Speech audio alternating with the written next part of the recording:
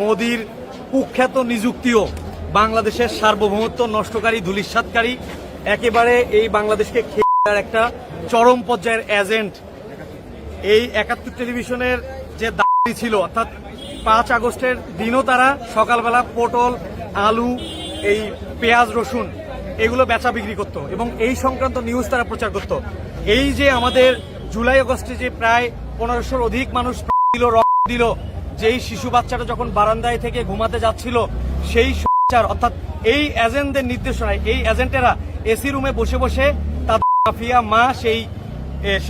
চীনা, যিনি দেশ করেছেন, এই খুনি চীনার নির্দেশে, সরাসরি নির্দেশে তারা এই তাদের যে সেই ২ নম্বর স্যাটেলাইট সেটাকে ব্যবহার করে শুধুমাত্র মানুষকে করার জন্য সেই মোসাদ থেকে বিভিন্ন ধরনের ডিভাইস নিয়ে এসে এই জিনিসগুলো তাদের এই নির্দেশে ব্যবহার করে তারা এই মানুষগুলোকে রক্ত দিল,